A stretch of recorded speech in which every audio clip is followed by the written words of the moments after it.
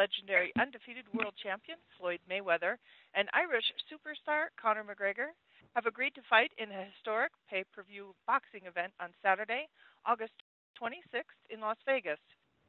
Joining us on today's call is UFC President Dana White, Mayweather Promotions CEO Leonard Ellerbe, and Showtime Sports Executive Vice President and General Manager Stephen Espinoza. We'll go straight to questions. So, if you'd like to ask a question on today's call, please press star 1 on your telephone keypad. If you're using a speakerphone, please make sure your mute function is turned off to allow your signal to reach our equipment. Once again, that's star 1 to ask a question, and we'll pause for just a moment to allow everyone an opportunity to signal.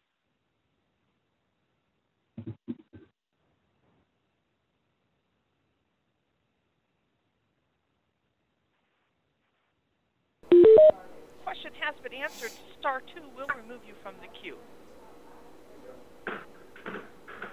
Our first question comes from Lance Pugmire with the Los Angeles Times. Dana, how you doing? I wanted to ask you if you can elaborate on the point of putting Conor in this fight against Floyd. If he loses, a lot of people think he's going to lose convincingly. Does it or does it not damage the UFC brand? No, absolutely not. At the end of the day, these two guys wanted this fight. The fans wanted this fight. And, Conor is a mixed martial artist. He's going into a boxing match with arguably the greatest boxer of all time. I don't think it damages the brand or Conor McGregor at all. I think it actually elevates Conor McGregor. The fact that this kid who has so much to lose is willing to step in and is absolutely confident that he will win this fight. I think it's one of the many reasons that people love Conor McGregor. And, win, lose, or draw, it'll be one of the reasons that people continue to love Conor McGregor. Yeah, Dana, I know you're a tremendous boxing fan. You followed the sport for years. When you look at Conor's work standing up against Jose Aldo, Nate Diaz in the rematch, and Eddie Alvarez, what does that mean toward a fight against Floyd Mayweather? Right. I mean, listen, is he, at the level of a Floyd Mayweather as far as boxing standards go? No. But the kid, first of all, is a southpaw, and people can, argue one way or another. Floyd, traditionally, if you want to say there's ever been a kink in the armor with that kid, it's with southpaws. And Conor McGregor is an absolute knockout artist. When he hits you, you go. So it's part of the fun of this fight. Is Conor McGregor in a 12-round fight going to be able to touch Floyd Mayweather? Yeah. Thank you so much. I know a lot of other guys want to talk. Thank you. Our next question comes from Kevin Iole from Yahoo Sports. Hi, guys. Congratulations on getting the fight done. I will throw this out for all three of you to answer, but I know the Mayweather-Pacquiao fight grossed $600+ million. Do you think that this fight has a chance to hit $500 million in one night? Kevin, yes, of course. Why not? I mean, this is the fight. You got to understand, obviously, with Mayweather-Pacquiao, and Stephen can attest to this, is that was a fight that the fans have been talking about for years. There's not one place that I go to, that Floyd goes to, that anybody's affiliated or associated with Floyd Mayweather that asks the question, Floyd, are you going to fight Conor McGregor? This is a very, very hot fight, and this is the fight that the fans want. It's going to be a tremendous event. The fans wanted this fight. Yeah, if we look at this, we're not only drawing fans from the universe of boxing fans and the universe of MMA fans. We've actually tapped into the audience that really doesn't follow either sport. This is such an unprecedented event, such a spectacle, that all of a sudden people who have never really been interested in either MMA or boxing are interested in this event due to the nature of the competition and the nature of these two personalities. That's an untapped part of the market that not even Mayweather-Pacquiao touched. And I think this fight is bigger globally than the Mayweather-Pacquiao was. Yeah.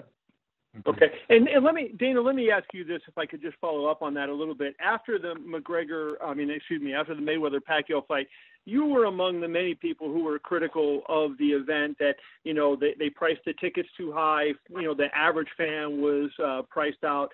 So can you talk a little bit about what you guys are going to do on this to make sure that the average fan can afford to see the fight and, get into the arena if they want to do that type of thing? I never said that. I never said that they priced the average fan out. What I said is they couldn't have fucked this thing up worse with how late they got tickets out. I was actually a guy who bought tickets. I couldn't even get my tickets the week of the fight. And, it became this thing where it was almost so impossible to get tickets after you had already paid for them that people started canceling their rooms and all kinds of things. The beautiful thing about the disaster that was that fight is I think everybody learned from it, and it won't happen again. I think that the fight was so big and everybody was so crazy and rabid about it that a lot of mistakes were made that cost them money, which is hilarious to say because it's the biggest money-making fight of all time. So, as bad as I think it got screwed up in some areas, they still did okay on it. So. I think that we gain from the mistakes that were made and the knowledge that they have now of what went wrong with that fight. Good. Thanks, guys. I'll let someone else get in. Our next question comes from Don Rafael with ESPN. Hello. Thank you, everybody, for taking this call. I had a couple of questions. Whoever can answer that I'd appreciate it. I just had a couple of basic questions on the overall event. First off, how much is the pay-per-view going to cost? Have you set that price yet? We haven't yet. The deal got done. The deal is done, and now all the business will be handled now. But we haven't really got there yet. You know that the Pacquiao-Mayweather fight, Dana, was like $100. Are you thinking in that realm? Yeah. That was a real big pushback, even though it did a big number. You think it at that price or lower? When you talk about super fights, this is a super fight. Two different guys from two different sports, going in and putting it on the line. And obviously, you can't charge what you would normally charge for a pay-per-view. I get it. And saying that there was pushback on the Mayweather-Pacquiao fight, there was anything but. It's the biggest fight ever in the history of pay-per-view. And as much of a clusterfuck as I said the ticket situation was, people were rabid for tickets. I bought 10 tickets to that fight. That's the worst thing about it. Dana, will you do things to promote this fight on your UFC programming? That's obviously not boxing, but you're going to have TV shows and such between now and August 26th. Will you do promotion of it on your programming? Yeah, Showtime is the exclusive distributor of Floyd Mayweather's fights, but they were kind enough to open the gate and let us do some stuff too. We're going to do UFC Embedded like we do for our fights and a couple of other things. But at the end of the day, Showtime is running the show. So I won't see a promo on like your next UFC live show on FS1 or something. What's that? Would I see something like? Would you mention it or have a promo for it on your one stage you have a live event? Oh yeah. I'm gonna promote it through all of my through all of my inventory and everything that I'm doing. But as far as actually producing TV shows and doing all that type of stuff, Showtime is the exclusive. But they've been kind and opened the window and let us have some fun and do some things too. Yeah, this is it's an event that got done so quickly simply because there's been a spirit of collaboration and partnership on this. So you really, we're all pulling in the same direction. It's going to be a massive promotion. Can you also answer, this is something I know has always been important to Floyd. If you could just address what the drug testing situation is for this fight, whoever has that, maybe Leonard knows. Yeah. USADA. So much respect for Floyd Mayweather, because let me tell you, in the negotiations when we were talking about it, I said CONOR is right now in the USADA program and is being drug tested right now. As soon as the deal is done, they absolutely didn't even flinch about drug testing. So much respect to Floyd on that. So it's going to be the same sort of USADA that Floyd's done for many of his recent fights. Yes. Okay. And one other thing, I don't think this is an issue, but this is something I've been asked by other people, so I'm going to throw it out there. Is there any kind of language in this agreement that what might happen should CONOR have a brain freeze and just start throwing elbows and kicks? Oh yeah, that will not happen. What's the penalty? That will not happen. I mean, first of all, obviously, that is absolutely in the contract. Number one, and number two, if this is a boxing match under the Nevada State Athletic Commission, under the rules of boxing, and I mean, when you talk about a guy of Floyd Mayweather's level and value in the sport and things like that, I mean, the lawsuit, if that ever happened, would, you know, Conor likes money, man, and Conor would depart with a lot of money if that ever happened. So, yeah, that will not happen. Gotcha. Okay, guys, thank you very much. Thank you. Our next question comes from Damon Martin with Fox Sports. Hey, guys, thanks for the call. Dana, I know you talked to Conor this morning. You said in a couple other interviews. I mean, what is his attitude about his future with the UFC? I mean, how confident are you that he will fight again this year? I mean, I'm pretty confident in the conversation that I had with him. He's fired up for this fight, and he's excited to fight again and defend his title by the end of the year. Nothing is a guarantee. You can't be guaranteed anybody's ever going to fight again. So, you know, but if you look at Conor and the type of fight, the reason that this fight is so big and the reason that he's such a huge superstar is because this guy will fight anybody, anywhere, anytime. He's going to step in and fight Floyd Mayweather under boxing rules. These are the reasons that people love this kid. You know, I got all these guys crying about, oh, Conor McGregor this, Conor McGregor that. Shut up. Step up and fight like Conor McGregor fights. You know, take the big fights. When somebody falls out, you know, on 4 or 5 days, you know, he'll fight anybody. That's why people love him. If I had to tell you right here, right now, do I think Conor's coming back this year? I absolutely do. And I know you guys can't get into the financial exact arrangement that was made here. I know a lot was said about Mayweather-Pacquiao was a 60-40 split. Can you give us any kind of indication what the final number was for Mayweather and McGregor? We have a confidentiality clause in place, and the financial details will not be disclosed. Nobody's bummed out about this deal. I promise you that. Everybody's happy. And one final question for the undercard. This will all be boxing, and I assume, and that maybe this is best question for Steven Espinoza, but I assume this will all be built, you know, with Mayweather Promotions, completely boxing. Like, there will be no other crossover fights. There will be no other UFC guys involved with this card. Well, you know, the undercard, in terms of the televised undercard and the pay-per-view, will absolutely be a straight boxing card. But it's a big card. There might be some interesting things that we do with the prelims. You know, that's something that we're going to come together on and really hope to make it an entertaining day, not just, you know, 3 or 4 fights, but an entire entertaining afternoon and evening of legitimate fights all around. Awesome. Thanks very much, guys. Thank you. Our next question comes from Jack and Carnacao from the Boston Herald. Thanks very much. Stephen, considering Showtime's going to control the production, is Morrow going to call this fight? Who's going to be on the call? You know, we are controlling production, but this is very much a collaboration. You know, obviously Morrow's our go-to guy and has a history in both boxing and MMA. But we're going to sit down with both Dana and his colleagues as well as Leonard and put together the team that makes the most sense for the good of the event. Dana, would you like to see some UFC announcer representation on the call? I don't know. We haven't really got into that yet. Like Steven said, we're going to talk about it and we'll figure it out. I don't have a problem. Listen, at the end of the day, Showtime put up a lot of money, you know, to get Floyd Mayweather over there and to promote his fights and whatever they want to do. They've been very, very, very fair in this negotiation and letting us do things that they absolutely did not have to let us do. So I'm cool with anything. Dana, you're looking forward to doing, from what I'm reading from Steven there, an afternoon UFC card the same day as the event. Is that what you're thinking?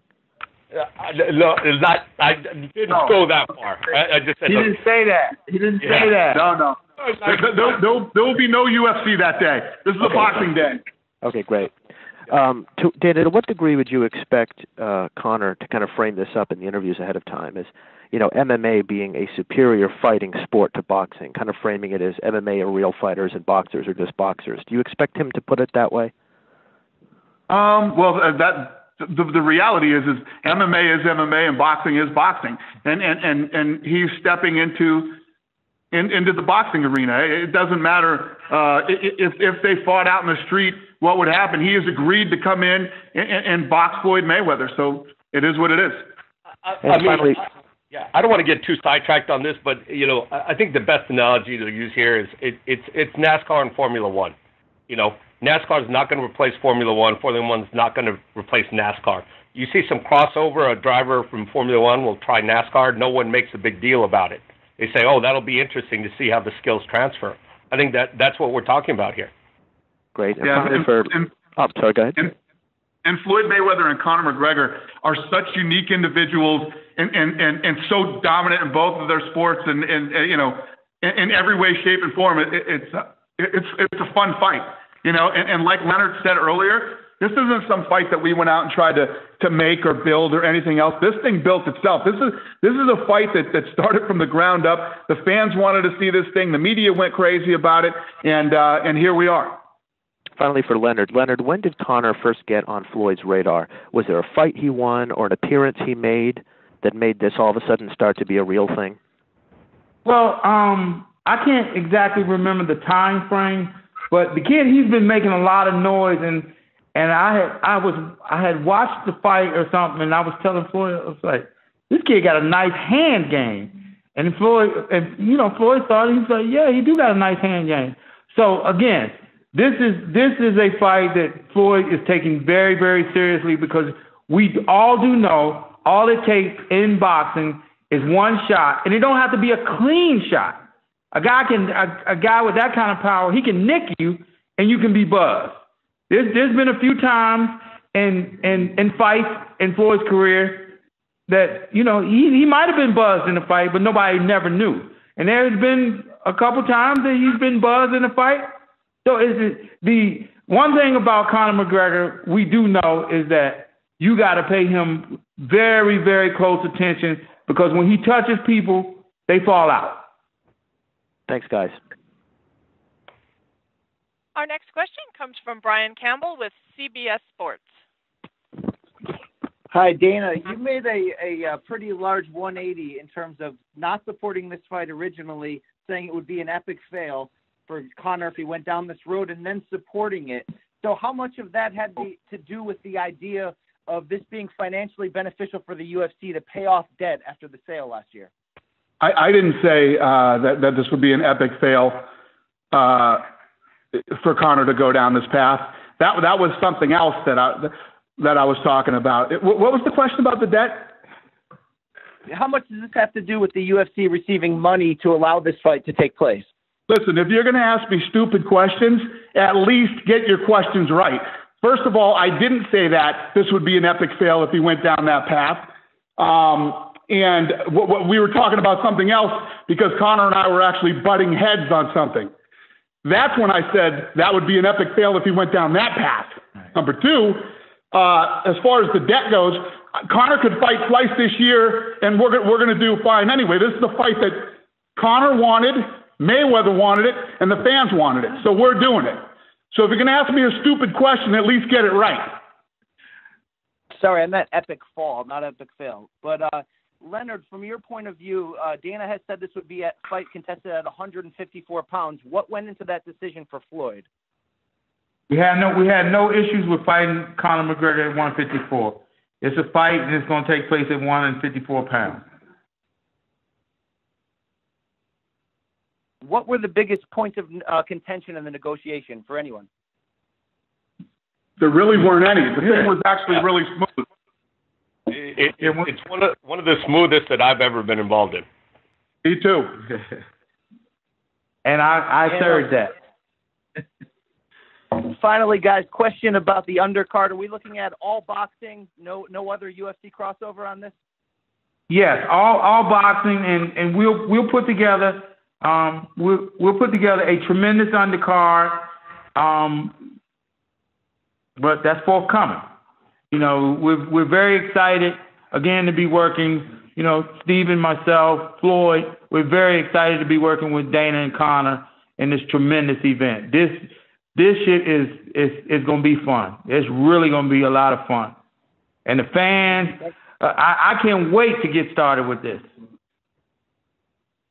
Thanks, guys. Our next question comes from Lester Silva with Univision. Good evening, everyone. This question's for Leonard or Dana. You guys had mentioned that this was pretty much smooth sailing as far as putting this mega fight together. Was there an obstacle at one point where it could have jeopardized the fight, or was it just smooth throughout? No, it was ever since we sat down and seriously started talking. It's been like I think all three of us were just unanimous, and it's been one of the smoothest deals we've ever done.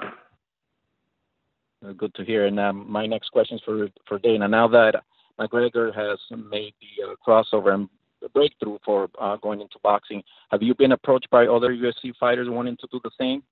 Yeah.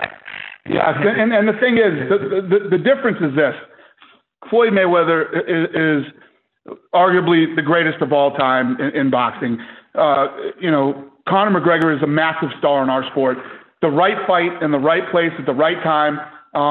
I thought it would be impossible to deal with Mayweather Promotions, to deal with Heyman, to deal with Showtime, and I thought it would all be an impossible deal to do. It was the right fight at the right place at the right time, and we got it done. So, yeah, I don't want to be doing this every weekend. Thank you so much, guys. Thank you. Our next question comes from Gene Wang with Washington Post. Hey, Leonard, just one quick question for you. Is this a one-and-done deal for Floyd, or would he be leaving the door open after this if he has the itch to fight more after this one? Floyd has talked nothing else other than fighting Conor McGregor. That's 100% of his focus. When I spoke to him earlier, he was actually running while he was talking to me on the phone with the cell phone in his ear, and he told me, I'll call you back. Floyd's not thinking about nothing other than Conor McGregor. That's one thing I've always admired about him, is that you only can focus on what's in front of you. When you get to looking ahead or remotely considering some other shit, at this level when you're operating, you take the focus off of what it is, then you slip up and you make a mistake. All Floyd is thinking about is fighting Conor McGregor and whipping his ass. And Leonard, you can interrupt me and call me a liar if I'm saying this incorrectly. But at the time when all of this went public on social media, Floyd was, a little behind Conor's tweet. Floyd was actually outrunning at the exact moment when all this burst on social media. So that was actually why he was a little bit delayed in getting it up on his social media, because he was actually running at that time. And that's exactly true. We had talked like 3 times. We talked 3 times this morning, and he wasn't finished his damn run. That's just how he is. It's like business first, and, he was in the middle of his run, and he was like, I will call you back. He had somebody hand him the phone. He said, I'll call you back. I'm in the middle of my run. That's just how he is. Thank you, guys. Our next question comes from Robert Morales with LA Daily News. Hello, everybody. I have one for Stephen and for Dana, if I may. Stephen, I wanted to kind of ask you a question, kind of the reverse of what Lance asked Dana earlier. If a guy like Conor McGregor comes in and either gives Floyd, more grief than we've seen him get against boxers, or even somehow beats him, does that hurt the boxing brand? Oh, this is not a referendum on the sport of boxing or the sport of MMA. What this is it's a competition between Floyd and Conor. And if Conor is victorious, what that means is that Conor beat Floyd, and we have, a really interesting potential rematch maybe down the line. But that's all it means. It's not a victory for one sport or the other, regardless of who wins. Gotcha. Thank you for that. Hey, Dana, I know you think a lot of Conor, and I've spoken to a couple of people about him. They say he's got this really tremendous fighting spirit. Can you just tell us a little bit about him in a nutshell, about that fighting spirit, and maybe where he ranks with other great MMA fighters that you've promoted? No, I agree. It's absolutely true. And I think, you can't help but feel it. And it's what makes, when you're a true fight fan, You don't mind hearing about the money and all that other stuff as long as it's a guy that loves to fight and he's willing to challenge himself against anybody out there. Fights fall out. I've got all these situations, over the last several years when a fight will fall out and we got these guys that are supposed to be the biggest, baddest guys in the world. They claim they're the best in the world. They're the world champion, whatever it might be. They're not willing to step up and take a late minute replacement, and when you're a fan, you bought tickets, you got your hotels booked, or you're planning a party on Saturday night. When your guy steps up and fights anybody and then wins, that's the stuff that people love, and that's what the way Conor is. Conor told me this morning the McGregor clan has been taking over villages for the last 300 years, and Floyd's village is next. Hey, Dana, thank you for that, brother. I appreciate it. Thank you. Our next question comes from Daniel Austin with Post Media. Hi, guys. I'm not sure who exactly this would be for, but obviously the promotional side of this fight is going to be something that people are really interested in. Do you know when we'll get to see the two of them sort of in the same room or doing a press conference together? We're working on that now. We got the deal done, and now we're getting all the business done on how this is all going to work out. And obviously, this is new territory for me. I'm not used to working with other people on doing this stuff. So we got. I figure in the next probably 6 to 7 days we can get this stuff figured out and have a lot more answers and start getting the ball rolling on a lot of this stuff. It seems like International Fight Week would make sense. Do you imagine there will be events surrounding this fight there? Oh, guys, listen, I hope we have our stuff together way before International Fight Week. We'll be in big trouble if that's when we're getting everything out. I expect this stuff to start moving real quick. Yeah. Great. Thank you. Thank you. Our next question comes from Vlad Lick with Ring TV. Hi, good evening, guys. First question is for Leonard. You've been involved in major promotions. When I think about the Pacquiao fight, Canelo, and then Oscar, those some major events. How would this one rank with some of the larger promotions that Mayweather promotions have done? Well, initially, and obviously, I'm equipped to speak on that, obviously, because I've been with Floyd 21 years now. So every big event we've been out in front of. This has a different kind of feel. Only because for quite some time, and obviously with Conor McGregor not being a boxer, this is more of a mainstream global event because, again, this is something that the fans want to see, and he's done a tremendous job with promoting himself. Dana has done a tremendous job with promoting him. And like I said, he's the biggest star in their sport. So when you look on the other side, from the Floyd side, we all know what Floyd brings to the table, but it's the fans. It's the fans, the one who have demanded this because, again, and I've said this over and over, and you'll continue to hear me say it, I can't go nowhere. Floyd can't go nowhere. Any member of his team. Steven can't go anywhere. Dana can't go anywhere without people saying the same thing. Are y'all really going to make that fight? So when the fans are demanding this fight, you got to get it. You got to figure it out and get it done. And this is a total different feel from the Pacquiao fight because this is the unknown factor. The unknown factor. It's like, again, Conor McGregor, when he steps in there, it's like his stand-up game, I'm very damn impressed with it. Because it's like, he don't even look like he throws his shots hard, but he's so slick with it. When he touches guys, even if he grazes them, it's like, excuse my French, it's like, damn, he fucked them up.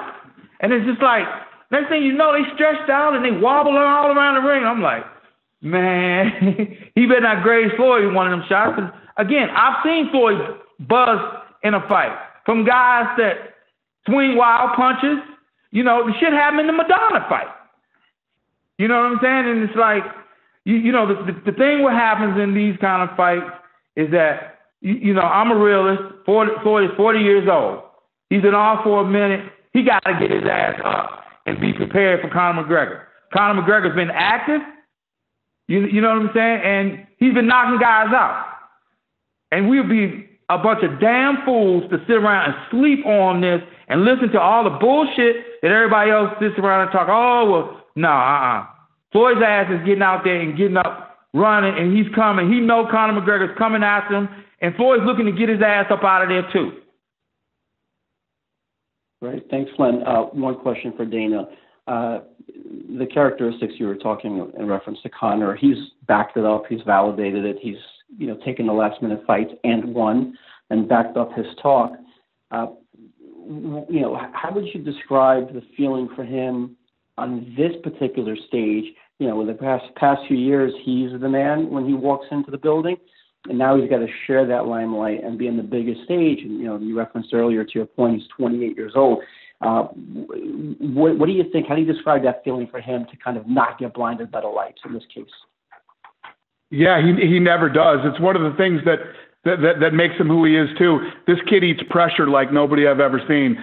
From the minute we found him and started building him and taking him to these different, like every fight he had, next level, where he was the guy and the whole thing was riding on his back. He handled the pressure very well. And this one, he's not sharing the limelight. We're stepping into Floyd's world. This isn't our world. This is Floyd's world that he's stepping into. So it's just I'm really excited to see how he handles it that night. I'm really excited to see his game plan. How he when he starts executing that night, his game plan of fighting Floyd. I'm always fascinated by Conor McGregor, and I've been saying it all day, and I'll be saying it for the next couple months. I stopped doubting this kid a long time ago. So it's going to be fun to watch. Great. Thanks, guys. Have a good night. Thank you. Our next question comes from Salvador Rodriguez from ESPN Deportes. Hello, everyone. This is for Stephen Espinosa. Stephen, what is your expectations for the pay-per-view numbers? Is more like Mayweather Pacquiao or Mayweather Canelo, 2-3 millions? I don't know. I mean, to tell you the truth, the sky is the limit. We have what is truly an unprecedented event. And when you have that, really, there is no precedent. There's nothing to compare it against. We've never seen this kind of competition in the ring. We've never seen these types of personalities get together in promotion. And we've never seen a combat sports event or really a sporting event of this magnitude. So, what that means, we're going to have our calculators ready and all the batteries charged. The sky's the limit. Thanks so much for Dana White. Dana, do you know if Conor McGregor will be working with any special boxing trainer for this fight? Is Mayweather? Yeah, Conor McGregor is working with a bunch of guys over there in Ireland. You know how he is about Ireland, man. He says everybody thinks you got to go here or go there because the best this and that. And he's like, we the Irish over here got our stuff together too. So he's very serious about being Irish and keeping it all Irish. So I don't think so. Thank you so much. And finally, for Leonard Ellerbe, how much do you believe, Leonard, that the Floyd increase his legacy, his boxing legacy with this fight? This is the fight for past Marciano with 50 victories in boxing. Repeat that again. How much do you believe that Floyd increased his boxing legacy with this fight? He's looking for the 50 victory in Saturday in August 26th. How much is he risking his legacy in boxing right now with this fight? Oh, he's putting it all on the line. He's putting it all on the line. And again, this is going to be a great fight, and we're very excited to see it. That's okay. Thanks so much. Our next question comes from Jim Edwards with Champions. Yeah, hi guys. Just a very quick question about the weight of 154 pounds. Was this the weight that was originally offered to start off with, and which camp kind of came up with that weight to begin with? That's a good question. I don't actually remember. Do you remember how that? Yeah, 54 was no problem. You know, it came up. We'll just say it came up. It's no problem. Floyd said, no problem. I'll fight him at 54. No problem. I don't want no catch weight. I fight him at 54. Great stuff. And Dana, just another quick one for you, actually. UFC 215 hasn't actually been officially announced yet. There's a lot of rumors that it's going to be in Seattle. Is this announcement going to affect that in any way, and can we still expect that pay-per-view to take place? Yeah, I don't know yet. First of all, that was never guaranteed that we were going to do that. But we were looking at Seattle and we were looking at somewhere else too. So I don't know. Okay, that's it. Cheers, guys. Thanks. Thank you, sir. And our final question tonight comes from Scott Santana with AM New York. Hey guys, this question is for anyone who can answer it. Is there any language in the agreement about a rematch? There is not. All right, that was it. Thank you guys very much. We appreciate your time, and we'll see you soon. Once again, that does conclude today's call. We appreciate your participation.